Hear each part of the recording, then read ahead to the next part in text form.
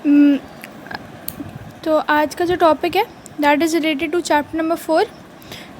Chapter number 4 का development of male gametophyte. अच्छा, male gametophyte को डिस्कस करने से पहले हमें कुछ बातें पता होनी चाहिए कि जो मेल गैमीटोफाइट होते हैं उसके अंदर हमारे पास माइक्रोस्पोर्स प्रेजेंट होते हैं। माइक्रोस्पोर्स और मेगास्पोर्स में फ़र्क ये होता है कि माइक्रोस्पोर्स जो होते हैं वो मेल के होते हैं और वो छोटे होते हैं, ठीक है, साइज़ में वो छोटे होते हैं। मेगास्पोर्स जो होते हैं वो बड़े होते हैं और मेगास्पोर्स और माइक्रोस्पोर्स कलेक्टिवली ये मिलके हमारे पास रिप्रोडक्शन में हेल्प करते हैं। तो सबसे पहले क्या होता है गैमीटोफाइट, जब हम डेवलपमेंट ऑफ मेल गैमीटोफाइट की बात करते हैं तो हमें ये मालूम होना चाहिए कि माइक्रोस्पोरेंजिया, जिसको हम पोलन सैक भी बोलते हैं, उसके अंदर हमारे पास बहुत से माइक्रोस्पोर्स प्रेजेंट होते हैं, बहुत ज़्यादा, ठीक है। और क्या होता है, हमने तो यहाँ पे एक पर्टिकुलर एक की बात करी हुई है, लेकिन इसके अंदर बहुत सारे माइक्रोस्पोर्स होते हैं, इतने सारे कि ये अनकाउंटेबल होते हैं, ठीक है। तो आगे बढ़ते हैं। तो हमारे पास जो एक माइक्रोस्पोर होता है, हमने एक कंसिडर किया, उस एक माइक्रोस्पोर में सबसे पहले होती है मियोसिस। जब मियोसिस होता है, बेसिकली मियोसिस और माइटोसिस में क्या फ़र्क होता है, मियोसिस के अंदर जो सेल होता है वो 4 डॉटर सेल्स में टूट जाता है और माइटोसिस के अंदर वो 2 में टूटता है। तो सबसे पहले जब हमारे पास माइक्रोस्पोरेंजिया या फिर हम माइक्रोस्पोरेंजिया के अंदर प्रेजेंट वाला माइक्रोस्पोर जो हमने एक लिया, उसके अंदर जब हम मियोसिस करेंगे तो वो 4 हेप्लॉइड माइक्रोस्पोर्स में टूट जाएगा, ठीक है। अब ये जो 4 हेप्लॉइड माइक्रोस्पोर हैं, हर एक के अंदर माइटोसिस होगी, इसके अंदर भी माइटोसिस होनी है, इसके अंदर भी माइटोसिस होनी है, इसके अंदर भी माइटोसिस होनी है। मैंने एक को कंसिडर कर लिया कि इस पर्टिकुलर माइक्रोस्पोर के अंदर माइटोसिस हुई। माइटोसिस हमने पहले डिस्कस कर लिया कि उसके अंदर 2 डॉटर सेल्स में टूटता है वो, तो 2 सेल्स में ये टूटा। एक सेल कहलाता है ट्यूब सेल और एक सेल कहलाता है जेनरेटिव सेल। अब जो इम्पोर्टेंट बात है वो ये है कि जेनरेटिव सेल और ट्यूब सेल ये दोनों मिलके बनाते हैं आपके पास पोलन ग्रेन। फर्दर ऑन अगर हम आगे बढ़ें तो हमें ये मालूम पड़ता है कि ट्यूब सेल जो होता है वो क्या करता है, आपके पास पोलन ट्यूब बनाता है, ठीक है। पोलन ट्यूब एक ऐसा पाथवे होता है जो कि पोलन ग्रेन को जो कि स्पर्म को पाथवे प्रोवाइड करता है फ्रॉम दी क्या कहते हैं एंथर टिल दी आपका कहाँ पे ओवरी, टिल दी ओवरी, ठीक है। तो हमारे पास जो जनरेटिव सेल होता है वो टूटता है 2 स्पर्म्स में, 2 स्पर्म्स बन जाते हैं, ठीक है। तो कलेक्टिवली अगर हम देखें हमारे मेल गैमीटोफाइट में क्या क्या मौजूद होता है, तो हमारे पास पोलन ट्यूब होते हैं और एक और बात, पोलन ट्यूब के टिप के ऊपर एक न्यूक्लियस प्रेजेंट होता है, टिप पे न्यूक्लियस प्रेजेंट होता है, ठीक है। और हमारे पास 2 स्पर्म्स होते हैं। तो ये पूरी साइकिल हमें बताती है कि इन द एंड हमारे पास पोलन ग्रेन जो है उसमें क्या क्या कॉन्स्टिट्यूएंट्स होंगे। अब development of female gametophyte. Female gametophyte की डेवलपमेंट के बारे में अगर हम पढ़ें तो ये बहुत ज़्यादा डिटेल्ड टॉपिक है और इसके अंदर बहुत सारी चीज़ें हैं जो कि आगे जाके जो कि मेल से बहुत ज़्यादा डिफरेंट होती हैं। सबसे पहली बात कि इसके अंदर ओव्यूल जो होता है इसको हम उसके अंदर ओव्यूल या मेगास्पोरेंजियम एक ही बात होती है। उसके अंदर बहुत सारे मेगास्पोर्स प्रेजेंट होते हैं जिनको हम मदर सेल्स भी बोलते हैं, बहुत सारे होते हैं, उसमें से हम एक कंसिडर करेंगे। उस एक के अंदर क्या होता है, मियोसिस होगी, वो 4 हेप्लॉइड मेगास्पोर्स के अंदर टूट जाएगा। ये 4 हेप्लॉइड मेगास्पोर्स में टूट गया, ठीक है। और फिर क्या होना है कि इसमें एक बहुत अजीब एक थोड़ी डिफरेंट चीज़ होती है जो कि मेल में नहीं होती। वो ये होती है कि इसके अंदर सिर्फ एक ऐसा सेल होता है जो कि सर्वाइव कर जाता है और बाकी 3 जो होते हैं वो सर्वाइव नहीं कर पाता, वो डीनेचर हो जाते हैं।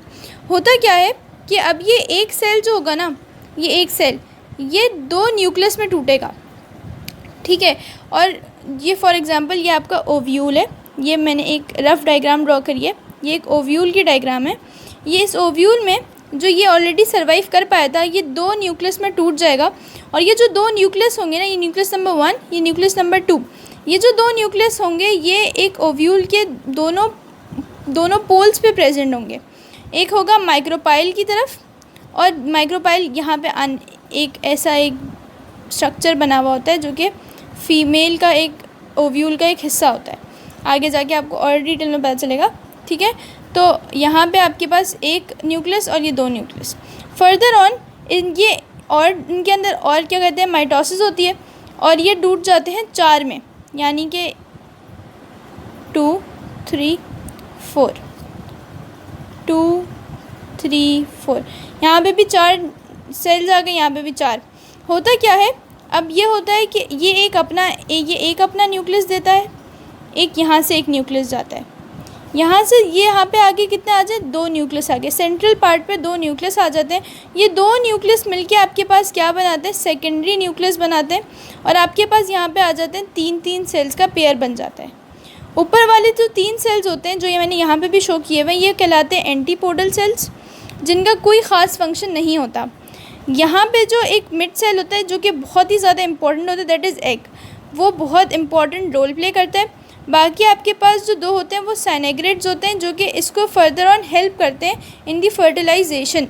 ठीक है, यहाँ तक की बात अगर हमने की तो हमें पता चलता है कि एग प्लस साइनेग्रेट्स जो होते हैं वो आपके पास क्या बनाते हैं, एग अपैरेटस बनाने में हेल्प करते हैं। तो ये हमारा होता है फीमेल गैमीटोफाइट का स्ट्रक्चर, और आगे जाके इसके अंदर फर्टिलाइजेशन कैसे होगी वो हमें डबल फर्टिलाइजेशन में मालूम पड़ता है। अब यहाँ पे हमारे पास बात आती है डबल फर्टिलाइजेशन की। बेसिकली डबल फर्टिलाइजेशन में क्या होता है, जो पोलन ट्यूब हमने ऑलरेडी पढ़ लिया है कि पोलन ट्यूब बन गई है मेल गैमीटोफाइट में ही, वो पोलन ट्यूब ग्रो करेगी, स्टिग्मा से पेनिट्रेट करते हुए, स्टाइल से पेनिट्रेट करते हुए आपके पास कहाँ पे आएगी, ओवरी पे। वो ओवरी पे आकर अपने जो उसके पास 2 स्पर्म्स मौजूद होंगे, वो 2 स्पर्म्स क्या करेगी, उधर ड्रॉप कर देगी। अब हर एक स्पर्म जो होगा ना वो एक फंक्शन एक के साथ फ्यूज़ करेगा। सबसे पहला वाला जो सेल होगा, जब सबसे पहला वाला स्पर्म होगा वो एग के साथ फ्यूज़ करके आपके पास ज़ाइगोट बना लेगा। फॉर एग्ज़ाम्पल यहाँ से आपके पास पहला स्पर्म आया, ये पहला स्पर्म यहाँ पे जो एग मौजूद था ये इसके साथ मिलेगा, और आपके पास मिलने के बाद क्या बना लेगा, ज़ाइगोट बना लेगा। दूसरा जो सेल आएगा, दूसरा जो स्पर्म आएगा वो स्पर्म जाएगा सेंट्रल पार्ट पे, जो हमारे पास सेकेंडरी न्यूक्लियस प्रेजेंट था, ये सेकेंडरी न्यूक्लियस से कंबाइन होगा, और सेकेंडरी न्यूक्लियस ऑलरेडी अभी आपके पास 2n कंडीशन में, डिप्लॉयड कंडीशन में क्या होगा, जब एक और आ जाना है तो ये 3n कंडीशन में हो जाना है, और इस कंडीशन को हम बोलते हैं ट्रिप्लॉइड बोलते हैं। ये जो ट्रिप्लॉइड होगा ये फर्दर ऑन ग्रो करता है, एंडोस्पर्म बन जाता है। आपके पास ज़ाइगोट बन गया, ये ज़ाइगोट का क्या बन गया, एंडोस्पर्म। अब एंडोस्पर्म क्या होता है, एंडोस्पर्म वो होता है जो कि एक ज़ाइगोट को नरिशमेंट या फिर फूड स्टोरिंग टिश्यू भी कहा जाता है इसे। ठीक है, अब ये क्या होगा कि इसको अब फर्दर ऑन ओव्यूल जो होगा वो ग्रो कर जाएगा सीड में, और ओवरी जो होगी वो आपका फ्रूट में ग्रो कर जाएगी। ये एक ओवरव्यू था। अब यहाँ पे पढ़ते हैं, सबसे पहला स्पर्म गया, एग के साथ फ्यूज़ हुआ, ज़ाइगोट बन गया। सेकंड स्पर्म क्या करेगा, combines with the secondary nucleus, secondary nucleus से कंबाइन होगा। सेकेंडरी न्यूक्लियस की कंडीशन क्या होगी, 2n। जब वो इससे कंबाइन हो जाएगा तो वो क्या हो जाएगा, ट्रिप्लॉइड न्यूक्लियस बन जाना, ये कंडीशन क्या हो जानी है, 3n, as described in the figure. ठीक है, आगे बढ़ते हैं। ट्रिप्लॉइड न्यूक्लियस जो होता है वो क्या होगा, large cell which acts as a endosperm. ठीक है, ट्रिप्लॉइड न्यूक्लियस फर्दर ऑन क्या करेगा, ये ग्रो करेगा और ये डेवलप हो जाएगा, क्या एंडोस्पर्म में बन जाएगा, और ये फूड स्टोरिंग टिश्यू या जो कि नरिशमेंट प्रोवाइड करता है ये वो बन जाएगा। ये वो नरिशमेंट प्रोवाइड करना है बेसिकली इसने ज़ाइगोट को। अब डबल फर्टिलाइजेशन होती क्या है, जो बेसिक डेफिनेशन है डबल फर्टिलाइजेशन की वो है the union of 2 sperms with different cells of the embryo sac.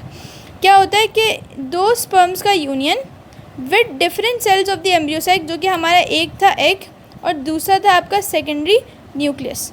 ठीक है, तो यहाँ पे हमारी डबल फर्टिलाइजेशन एंड हो जाती है, और डबल फर्टिलाइजेशन के बाद क्या होता है, आपका ओव्यूल जो होता है वो कन्वर्ट होता है इनटू सीड।